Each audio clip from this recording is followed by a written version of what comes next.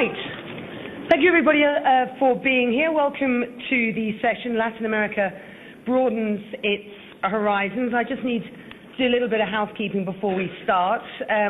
We must all understand that this is on the record, of course. I want to introduce our panelists today. We have the President of Brazil, Luis Inácio Lula da Silva. We have the President of Mexico, Felipe Calderón, the Chairman and Chief Executive Officer of Alcoa USA, Alan Belda, and José Miguel Insulza, the Secretary General of the Organization of American States, Washington, D.C. Well, there is no doubt, of course, that these are testing times for a new and, indeed, newly re-elected crop of political leaders. There have been a dozen or so presidential elections in as many months, creating a new political landscape. Notwithstanding the centre-right government in Mexico, there's been, of course, a relative electoral shift to the left, best described as mirroring a degree of public dissatisfaction with the social legacy of economic reforms and the political parties associated with them. We will discuss that as the hour moves on. I hope this session will give us all a real opportunity to get some real insight from Latin America's leaders here,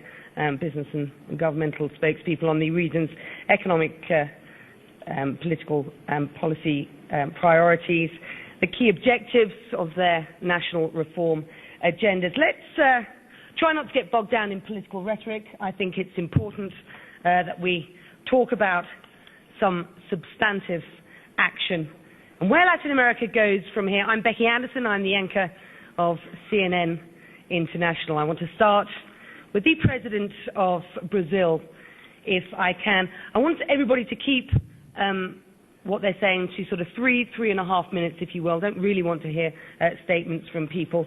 I want to start, though, with the President of Brazil. If you will, what do you believe the region's main priorities are at this stage as we enter 2007? Primeiro, eu acredito que houve uma mudança substancial na América Latina para melhor. Eu acho que a América Latina começou a eleger presidentes que têm, sobretudo, responsabilidade e compromisso em melhorar a vida do povo da América Latina. Isso é importante ficar claro, que houve uma mudança para melhor na América Latina, embora alguns não gostem. Segundo, nós temos duas definições que acreditamos ser decisivas para a sobrevivência da América Latina e o seu crescimento político e econômico. Primeiro é que nós precisamos garantir, a democracia em sua total plenitude, porque somente com uma democracia muito forte é que os setores pobres da América Latina terão chance de progredir, terão chance de ver suas economias crescerem e terão oportunidade de conquistar a cidadania. Segundo, é que nós precisamos consolidar a nossa integração. É importante salientar que a América Latina, durante séculos, teve a sua consciência política colonizada.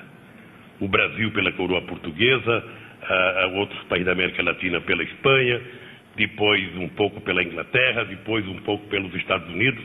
E agora nós estamos descobrindo que para a gente crescer é preciso que nós acreditemos em nós mesmos. Elaboremos os nossos projetos, definamos as nossas políticas, ajamos com seriedade e, ao mesmo tempo, nós definimos que é preciso integração. Integração política, econômica e cultural, integração comercial, fazer integração com construção de estradas, ferrovias, pontes, comunicação, energia, porque é isso que vai estabelecer a possibilidade da América Latina crescer como um todo. E estamos fazendo isso.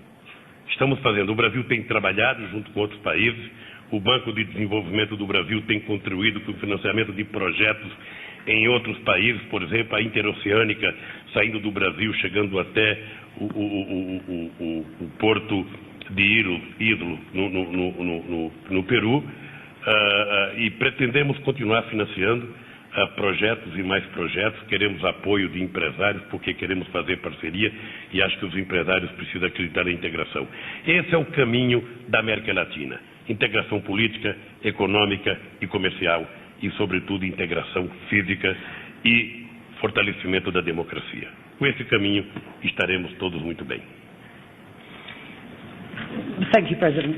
President Calderon, what is your sense of the importance of the integration of Latin American economies today?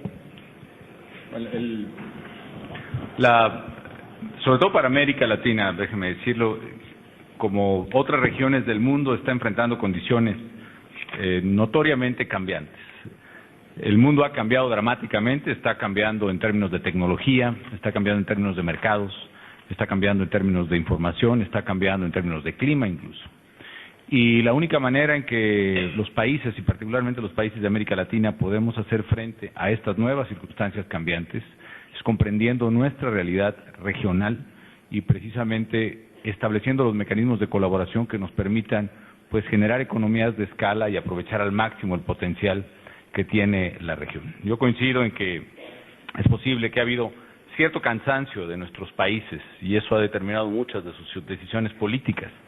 Después de 2 o 3 décadas de reformas, la gente está cansada porque la pobreza sigue ahí, porque se está deteriorando el medio ambiente.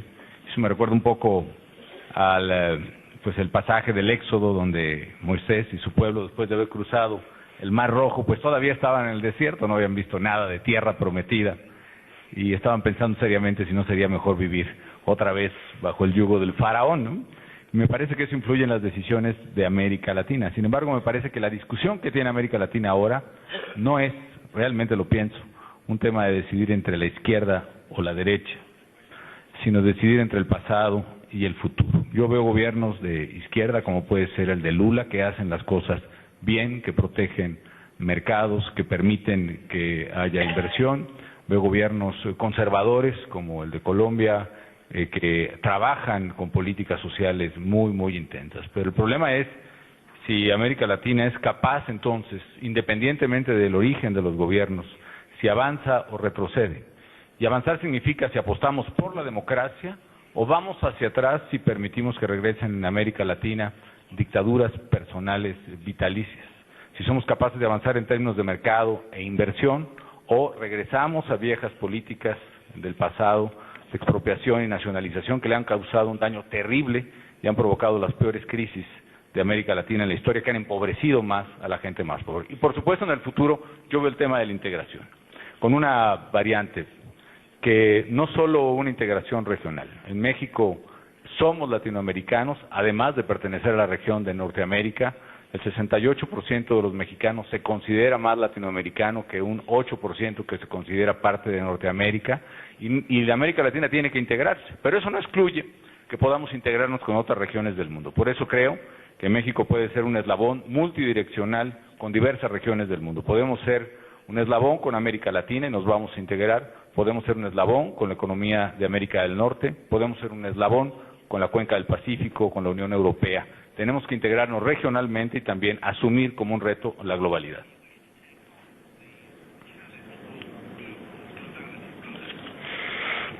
José Miguel Insulza, your thoughts on what you've heard so far? Your thoughts on what you've heard so far? Well, I very much tend to agree with what the presidents have said, and I will say in what sense. I think that there is a change in Latin America today, and that change, if you look at the figures and the facts of this year, has been for the good. And Latin America is growing for its 4th consecutive year, and it should grow again next year according to our forecasts. And that of course is good news for this region. Didn't have that growth for the last 25 years. So if you compare it probably with other regions of the world, you say you still should grow more. But if you compare it with ourselves, with what happened after the crisis of the 80s, or in the crisis of the 80s, certainly it's a good development. Of the 20 countries of Latin America, 20 Latin American countries, 12 had elections to elect or re-elect their government this year. And they were clean, competitive elections with a lot of participation and with real choices. Do you think they were all clean? Do you really think they were all clean? Actually, well, let me tell you, we observed most of those elections. And they were all clean. Of course, there's a problem when you lose by very few votes.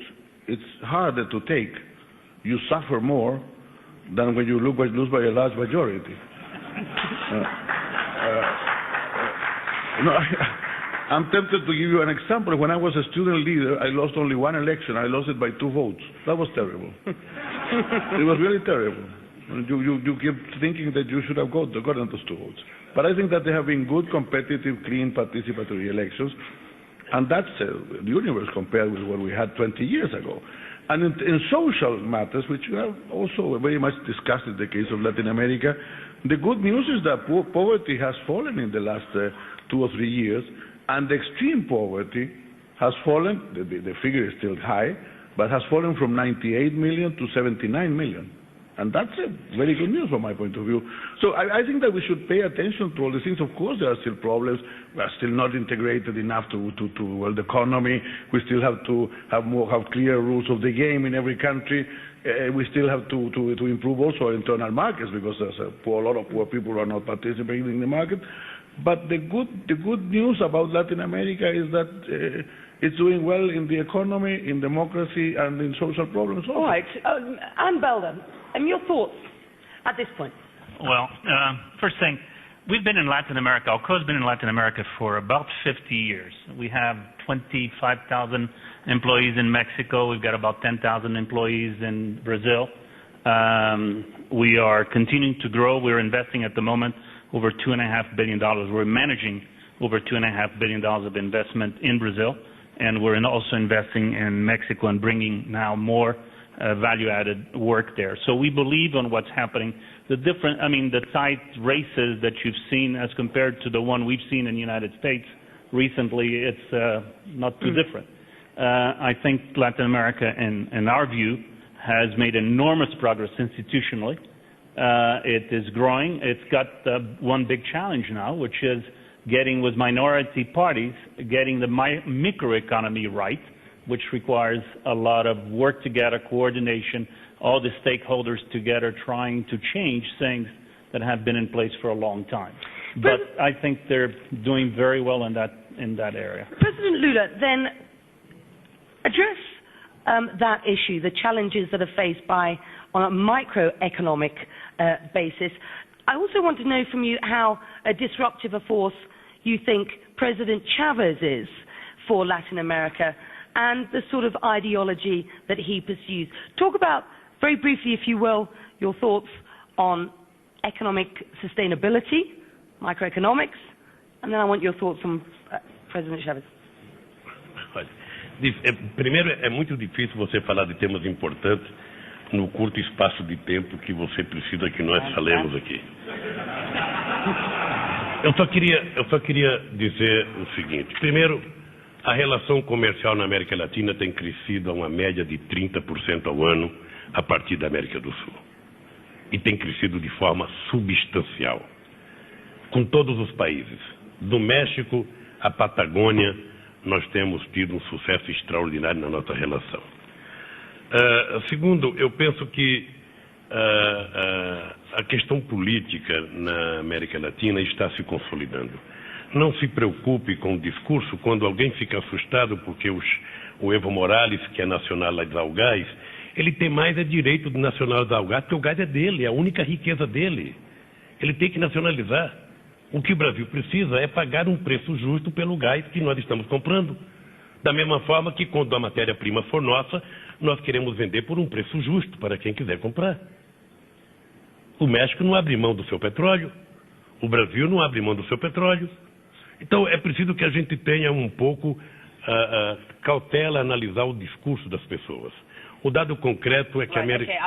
Can I just stop you there for 1 second? That's Bolivia. I want your answer on the disruptive nature of Chavez, if you think it is or not.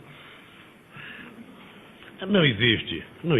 Veja, primeiro, eu acho que o Chávez é um presidente que foi eleito 3 vezes consecutivas para a Venezuela, todas da forma mais democrática possível, com acompanhamento internacional. Sabe? No caso do Brasil, por exemplo, as eleições, depois de votar 110 mil pessoas, em 2 horas a gente já tinha o resultado de 120 milhões de votos. 110 milhões, de que não havia nenhuma reclamação. No Brasil, nenhum candidato que ganhou com 10 mil votos de diferença teve reclamação Tal é a certeza e a garantia do exercício da democracia. E eu acho que o Chávez foi eleito todas as vezes democraticamente.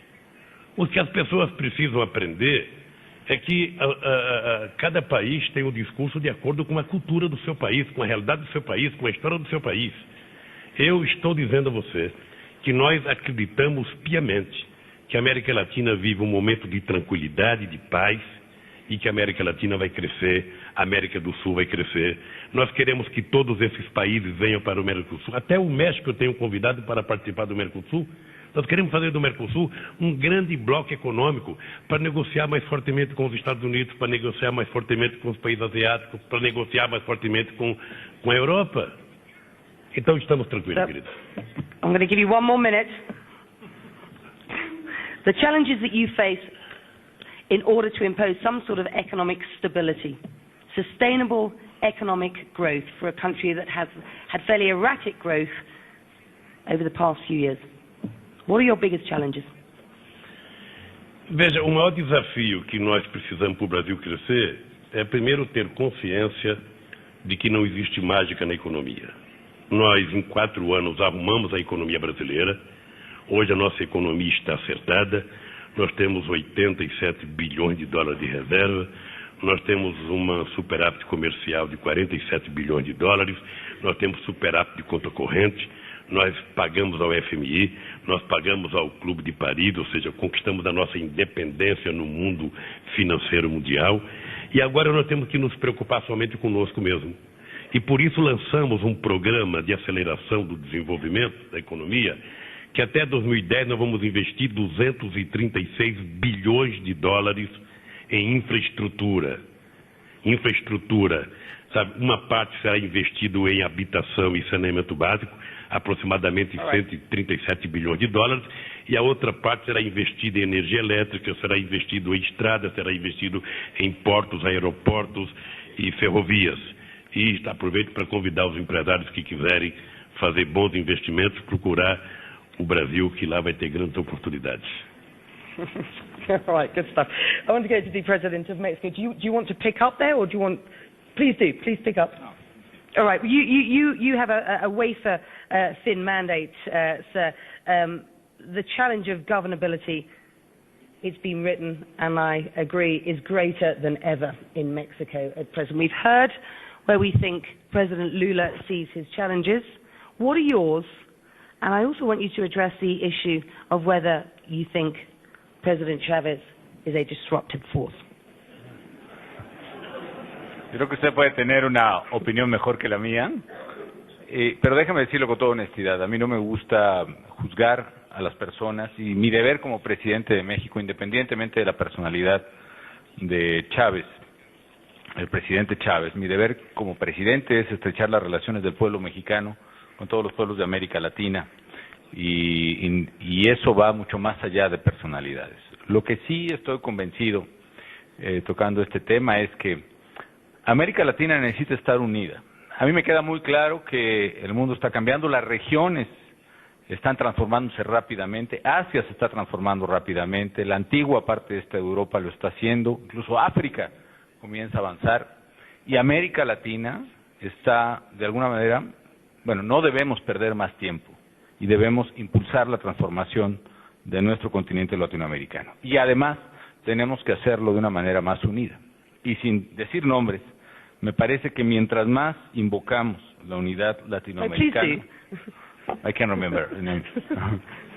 Mientras más invocamos la unidad latinoamericana, estamos generando más tensión entre los países latinoamericanos, y eso nos impide estar unidos. Probablemente a México, en su estrategia de ser un eslabón en varias direcciones del mundo, con mucho gusto se acercaría a los países del Mercosur, y vamos a empezar con Brasil para ensanchar nuestro tratado comercial con el presidente Lula, como hemos conversado, pero quizá la propia tensión política hace que no pueda haber concreción en acuerdos comerciales y políticos que nos permitan hacer esa realidad. Y volviendo al tema de los retos y desafíos de México, simplemente puntualizo muy rápidamente, nosotros hemos fijado 3 en mi gobierno. En primer lugar, el reto de la seguridad. Seguridad pública, seguridad para nuestros niños, seguridad para nuestras familias, pero también seguridad para los inversionistas y seguridad jurídica, desde luego. Nosotros Queremos tener un país donde la ley se respete y se haga respetar por el gobierno. Así que cualquier inversionista que tenga preocupación o miedo de políticas públicas en otros países o regiones que ahuyentan la inversión, sepan que van a ser muy bienvenidos en México y aquí nadie va a expropiar absolutamente nada. Segundo, el segundo reto es generar empleos, que para mí es vital, y estamos absolutamente claros de que no podemos hacerlo si no hacemos de México, como quiero hacerlo, uno de los mejores destinos de inversión en el mundo. Y tercero es combatir la pobreza. Y ahí tengo que seguir, yo estoy siguiendo y expandiendo políticas públicas que han sido exitosas de gobiernos anteriores mexicanos, tanto del presidente Zedillo como del presidente Fox, que van a reforzar el capital humano, a apoyar educación, salud y a transferir ingreso a las familias más pobres, lo cual ha podido reducir la pobreza. Entonces, esos tres retos de México, seguridad, empleo y combate a la pobreza, los estamos enfrentando. I would add a fourth there, and that is attracting more capital inflows to increase the growth in the regional economy. Mr. Belder, how does Latin America do that? Increasing the capital inflows in the region in order to help those economies? Well, I think a lot of it has been done over the last 10 years, which is building the institutions and giving certainty. I think the macroeconomic actions followed by Zedillo and then Fox and now by President Lula are the kind of sayings that reduce the interest rate, that create an environment in which you can invest and think about, in kind of companies like ours, we're thinking about 50 years down the road when we invest. We're thinking about education of people. We're thinking about local markets. And one of the problems we've had sincerely in the last 20 years has been the lack of growth of the local markets. And I think this is an opportunity that's beginning to appear now, and that's why we are investing more. I want to just ask you, President Lula, before we move on and come to you, Mr. Souza, you, in an effort to salvage global free trade deals, have said that you are prepared to make compromises. You've also said that you expect and suggest that the US, the UK, France and Germany do the same. What sort of concessions can you lay out for us today that you expect from those countries? And what are the concessions that you are willing to make? Primeiro, Beck, você não está aqui como moderadora, você está como jornalista, porque essa é uma pergunta típica de jornalista e que eu não poderia responder. Mas deixa eu te dizer uma coisa.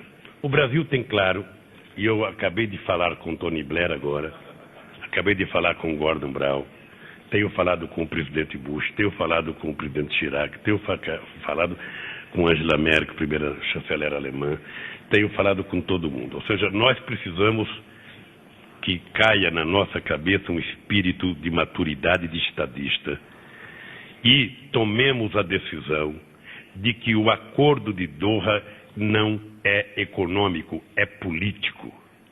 É saber se os países em desenvolvimento e os países ricos estão dispostos a fazer algumas concessões para que a gente permita que os países mais pobres tenham a chance de ter acesso ao mercado agrícola europeu. Para isso é preciso que haja permissão do acesso ao mercado pela Europa. Para isso é necessário que haja redução do subsídio dos Estados Unidos. E para isso é preciso que os países do G20, a começar do Brasil, abram também concessão para o setor de serviço e para o setor industrial. Nós estamos dispostos a fazer a nossa parte e queremos que os outros façam a parte. E eu estou convencido que haverá algum momento nesses próximos 3, 4 meses que nós faremos um acordo da rodada de Doha para que os países, sobretudo da América Latina, do Caribe, alguns mais pobres, e da África, tenham a possibilidade de acreditar que no século XXI eles deixarão de ser tratados como escória da humanidade e serão tratados como países livres, soberanos. Já não tem mais diamante para explorar, já não tem mais ouro para explorar, já não tem mais escravidão. Então agora é preciso gerar empregos e para isso é preciso investimento produtivo. É isso que nós queremos que aconteça a partir da rodada de Doha. Right, thank you. And I did ask that as a moderator. I wanted to get a sense of the region and the implications for the region of these trade talks. Souza, where do you think the critical policy decisions, shifts, patterns are for Latin America as we go forward? Well, I was saying that there has been a change in Latin America before. And many people speak about populism and other things, which is something I want to address, because actually I don't think that in general anybody has been spending money that they don't have or making promises they can keep. Actually, as the President just said, there are no deficits, no fiscal deficits. There's, on the contrary, balanced budgets, lower debts. The debts have been paid to international institutions. What is different in Latin America today with regards to 15 years ago is that after the crisis of 1980, a lot of people in Latin America and a lot of leaders in Latin America started preaching also something that came from other countries, which is this whole idea that the state was part of the problem and not part of the solution. That has changed.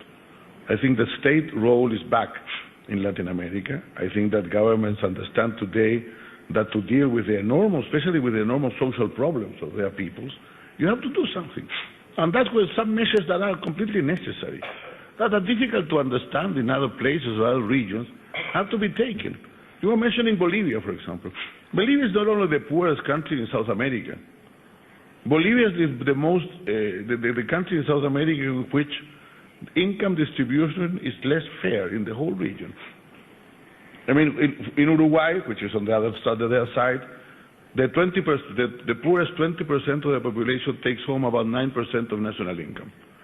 In Bolivia, where that 20% is much poorer than the one in Uruguay, they take home 2.2% of national income.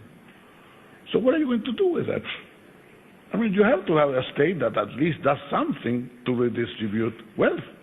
If not, you're not going to have an internal market. You're not going to have a real labor force. You're going to have just a poor country with a very unfair distribution. So I think that the role of the state is back in Latin America. We shouldn't confuse that with populism, and we shouldn't just condemn the need for governments to take measures, as the President said, to improve the condition of their people, which in some countries is really very bad. Right, okay, let's put that to Ms. Bello. I want your business perspective on this, because if the role of the state is back, what is the implication then for the private sector?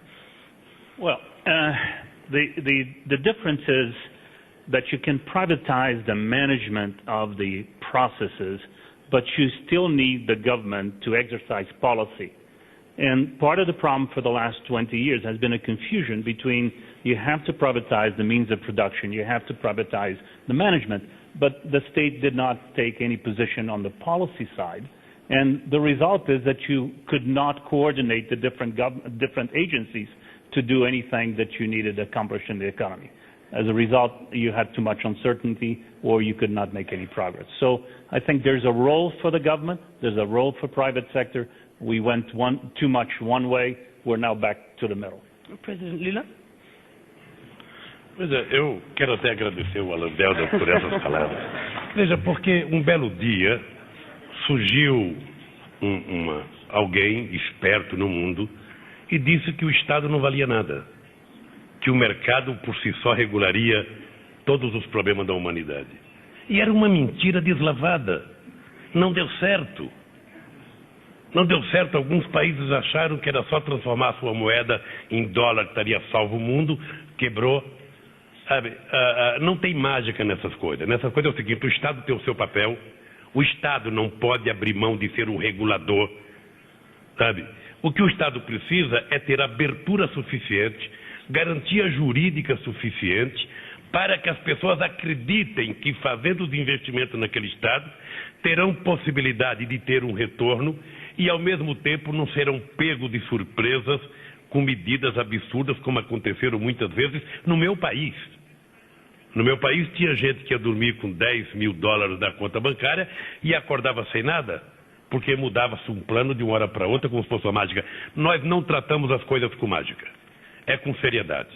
E aqui, se tiver empresário que tem ido ao Brasil, e o Alan Belder é um deles, sabe que tem uma coisa que nós gostamos, que é seriedade na nossa relação.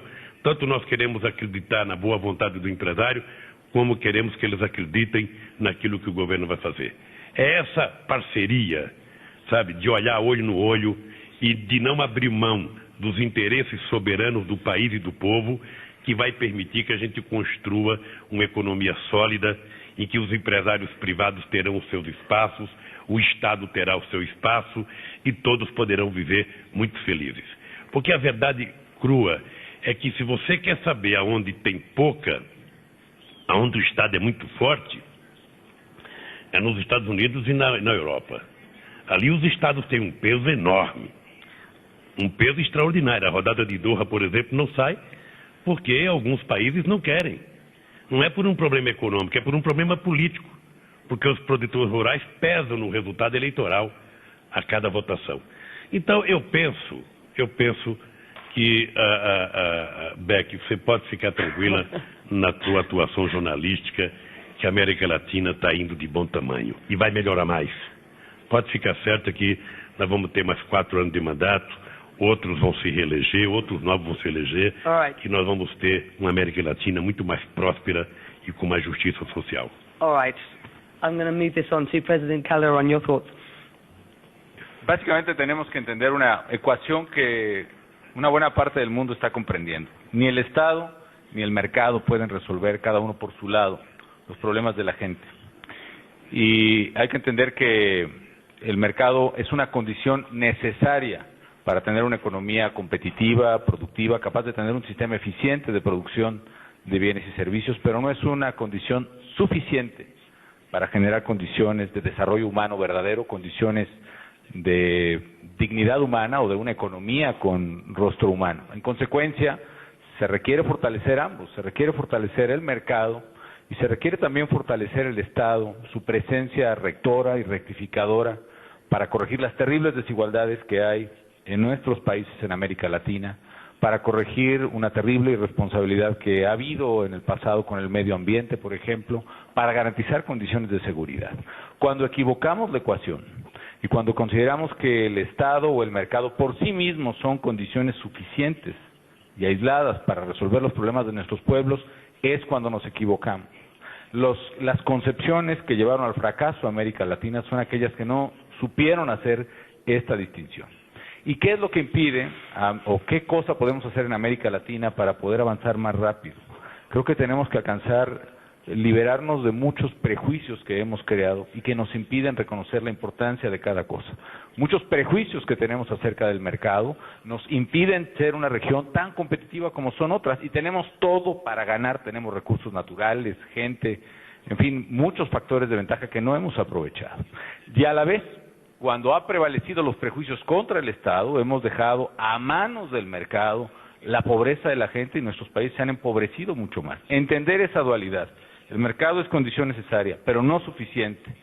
Y en consecuencia se requiere una acción rectora y rectificadora del Estado, es parte de la clave para tener una mejor América Latina. All right, I want to come to you, Mr. De Souza. Are you concerned that many of the legislative directions that these governments are going, effectively many of the governments in this region don't have big majorities. They have, as I suggested in Mexico, wafer-thin mandates. Are you concerned about that? Well, yes, I am. I think that it's very important that the countries have stable majorities and know that everybody shares that.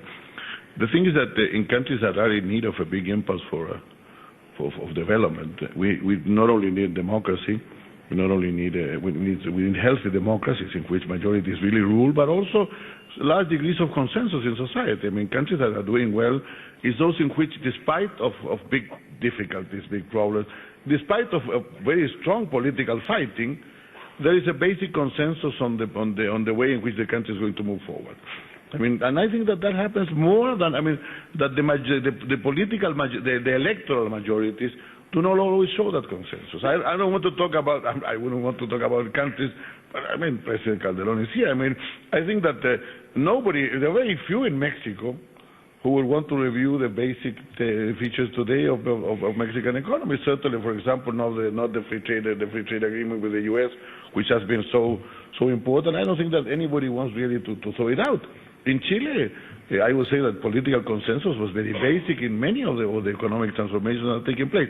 So yes, I think that in democracy we need majorities, we need strong majorities, and we need to form the largest consensus possible to carry on. Alan Belder, how concerned are you that these lack of legislative majorities will prevent the governments of Latin America pushing through the sort of social and economic reforms that individually and as a region they believe are needed in order that this region be successful going forward? Well, you touched on one of the biggest challenges. The biggest challenge, both these countries have minorities parties. They are building coalitions. There's no way to manage without building a coalition. I think the major macroeconomic policies are in place. There's no revision of that. Nobody wants to go back. But the challenge is that two challenges. One is time. We need to do things faster. We have to catch up with the 20 years that we are behind while China was growing and Korea and others were growing. But at the same time, you can't go back on the way the institutions are working today. And they have an origin. They have a reason to be the way they are. President Lula, I know, has launched an effort of reviewing the political organization, the political pact in the country. That is necessary, but as necessary is some of the actions that he's putting forward to accelerate the development at this point in time. That will need consensus. That will need the parties getting together, but it will need also a lot of microeconomic work, and that is the challenge. All right. That has been the biggest problem. Thank you for that. And if you've got something to say which is very short, let's take it. But otherwise, I would like to take questions from the audience, because unfortunately it is now 20 past the hour, and I know that there will be many questions. Do you want to just respond at this point? Eu quero rapidamente, não tão rapidamente. Veja, primeiro uma coisa que eu sempre admirei na democracia americana era que, de vez em quando, o Partido Republicano fazia a presidência, os democratas faziam a maioria no Congresso. De vez em quando os democratas ganhavam a presidência, o republicano fazia a maioria nos congressos.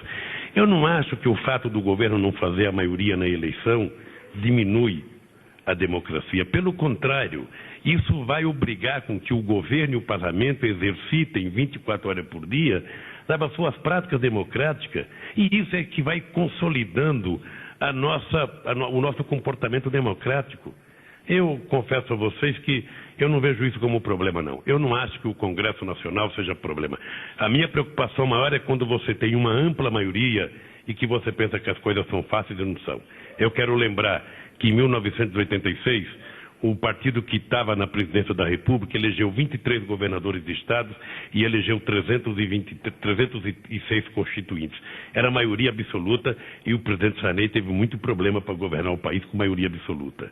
Eu acho que nós precisamos saber o seguinte: a democracia é uma coisa extraordinária porque nós temos que exercitá-la até dormindo.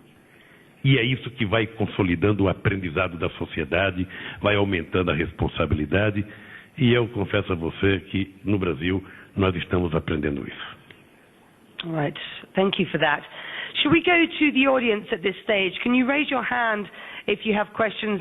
The microphone is over here. Any questions from the audience at this stage? One question over there, sir.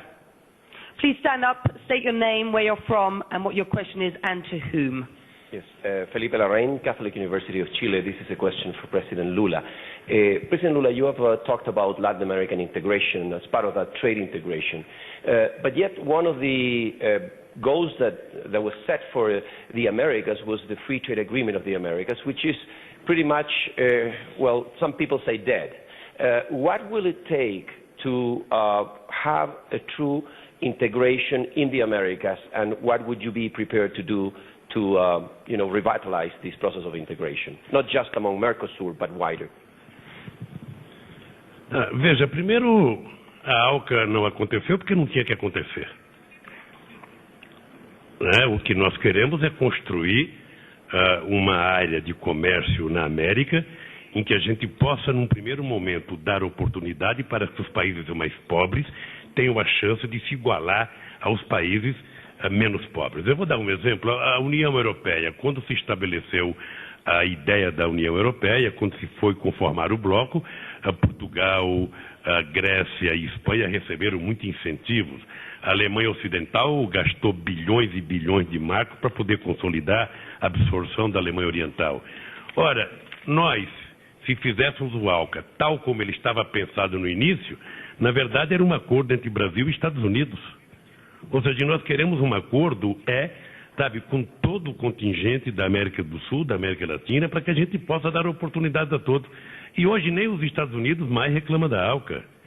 Porque primeiro nós sabemos que é preciso definir as regras na OMC.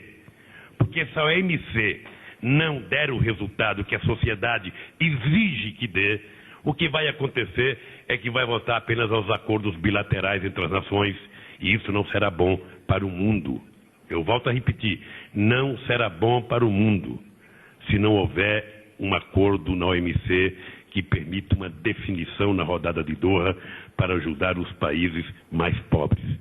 Presidente Bush, presidente Lula, primeiro-ministro Tony Blair, primeira-ministra Angela Merkel, presidente Chirac e o G20 como um todo, o Rungenthal, todo mundo tem que ter a responsabilidade de agirmos nesse momento como estadistas. O problema não é econômico, é político e é de passar esperança para países que não têm mais esperança no mundo, para pessoas que não sabem mais se vão conseguir acordar e ter alguma coisa para comer. É esse o desafio que está colocado. É preciso saber se seremos estadistas ou se seremos medíocres na hora de firmar o acordo. Right, thank you for that. I am going to have to go for closing statements from everybody at this stage, I'm afraid, unless there's any really pressing question from the audience. President Calderón. Simplemente, y partiendo de este tema, me parece que un tema vital para América Latina es ser capaz de ampliar las posibilidades de inversión y de comercio, no solo en América Latina, sino como se dijo en la audiencia, no solo para una región específica, sino para toda América Latina y para todo el continente. Y me parece que la clave es poder entender realmente lo que implica una apertura comercial y un comercio mejor organizado entre países. Sí, verdaderamente implica más beneficios para los consumidores, mejor calidad y precio para los consumidores, mejor calidad y precio para la gente que menos tiene. Sí implica mejores insumos y más competitivos para los productores. Sí implica crecimiento de inversión y empleo. El caso de México con el NAFTA es muy claro. Desde el 94 para acá, más del 70% de la inversión ha provenido vinculada al NAFTA.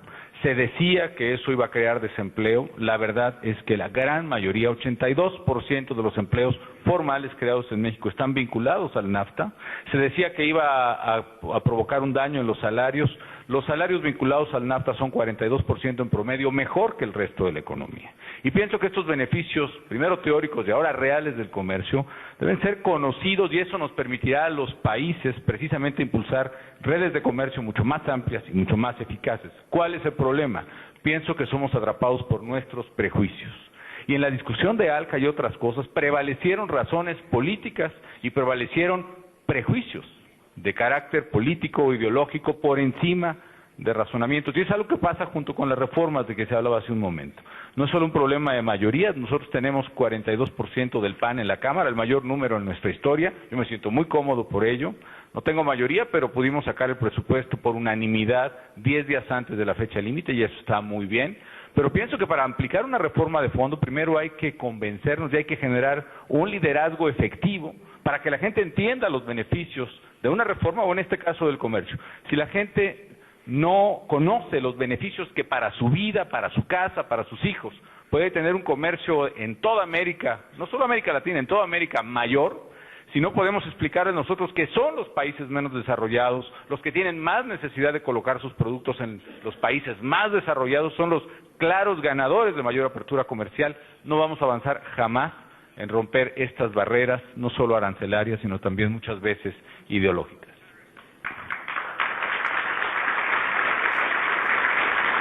Thank you for that. Closing thoughts from our last two guests. Political prejudice is overriding reason. Your thoughts? Political prejudice overriding reason when it comes to trade. And your thoughts as far as the closing remark is concerned? I don't think it's a matter of political prejudice. It's a matter of trade. The fact is that there was some kind of a design on trade. Some countries did take it, others didn't.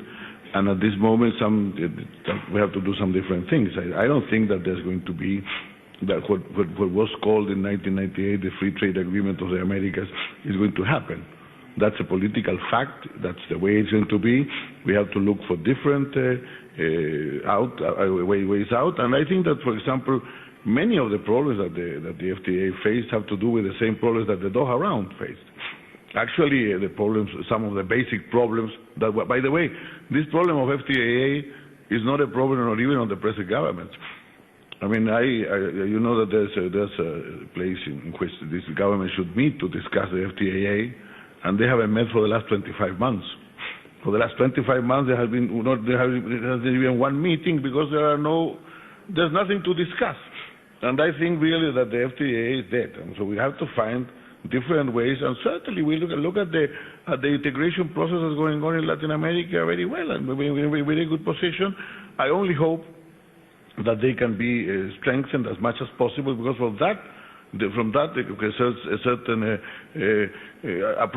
approachment can come. And I also hope that some problems, you see, it's very difficult to ask some countries of the region to go further in matters of free trade when so relevant problems such as agricultural subsidies, such as the problems of industrial property, are not solved. And I really don't want to get into other subjects of this meeting, but when I put on the television this morning and say that there are very hectic discussions about how to carry out the Doha round, I ask myself, what are the concessions that are going to be made to bring the countries, to bring the developing countries back on the table? Because if this only, I mean, without it, just to say one issue, there are not going to be there's no possibility of a country, for example, to mention one that's not here, such as Argentina, to accept an agreement in Doha without some concessions in matters of agricultural subsidies. So that it's not just a problem of political prejudice. It's also a problem of convenience. It's a problem of what the really developing countries want to go into something that nobody denies. Free trade is a good thing, but it also has to consider the circumstances and the problems and the degree of development of each country. All right, thank you for that. Alan Belder, your last thoughts. Well, we went to Latin America 40 years, 50 years ago on the basis of the local markets. The local markets have sometimes developed, sometimes they haven't. I think the opportunity now has changed. The world is global, the integration is global, the synergies and the logistics are global. There's a different model out there. We need the opening. We need this to change, and we need politicians with courage to be statesmen in the world today. And that's what's going to change this picture. It's going to make us more competitive. It's going to make each one of these countries. The plants we have in Latin America are between the most competitives we have in the world. So it's not about the people. It's not about the competitive nature of the plants. It is about integration in the world today and speed. We got to do more. We got to do it now. I could not. Thank you for that. And with that, I think we will close this session. We thank you very much indeed, all of you panelists, for joining us, and indeed the audience. And do remember, just before you go, that President Calderon will be... sorry? Do you want to... Who's moderating this? Can I just let everybody know that President Calderon will be speaking to Klaus Schwab after this, before your closing remarks, sir. The floor is yours. Eu queria só dizer uma coisa para você, porque no começo aqui desse debate houve uma preocupação com a democracia. O Brasil acredita tanto nas suas relações com os países da América do Sul e da América Latina. O Brasil tem tanta confiança no destino dos países vizinhos que nós estamos fazendo um acordo extraordinário na Venezuela. Ou seja, nós estamos construindo uma empresa em parceria Petrobras e PDVSA, vamos prospectar petróleo e gás na Venezuela. Na sociedade da empresa na Venezuela, 60% será da PDVSA, 40% da Petrobras. Vamos construir uma refinaria no Brasil, para refinar 200 mil barris dia de petróleo pesado. No Brasil serão 60% dos investimentos do lucro brasileiro, da participação, e 40% da Venezuela. E estamos começando a elaborar o projeto de um grande gasoduto ligando da Venezuela à Argentina, passando pelo território nacional, passando por todos os países. E aí nós temos que fazer um tratado internacional, porque nós sabemos, Chaves sabe, eu sei, sabe? A nossa querida Michele sabe, Kirchner sabe, o Rafael Correa no Equador sabe, o Alan Garcia no Peru sabe, todo mundo sabe, Evo Morales, Nicanor, Tabaré, de que nós só temos uma chance, é fortalecer a democracia no nosso continente, é fazer com que o país não gaste mais do que pode gastar e utilizar esse momento histórico que está vivendo a América Latina, sem romper com os grandes parceiros como os Estados Unidos e a União Europeia, mas fortalecer a relação entre nós. E a partir, sabe, daí nós vamos garantir uma América Latina de um futuro, eu diria, muito grande. É nisso que eu acredito, que eu trabalho e vou trabalhar muito mais no segundo mandato, com mais experiência, conhecendo mais as pessoas, conhecendo as deficiências da minha burocracia, da burocracia dos outros países, ou seja, nós vamos progredir muito mais e eu espero que você um dia possa fazer um grande documentário sobre a consolidação da América Latina como grande continente desenvolvido. I promise that. I thank you very much, all of you, and you as well. Thank you.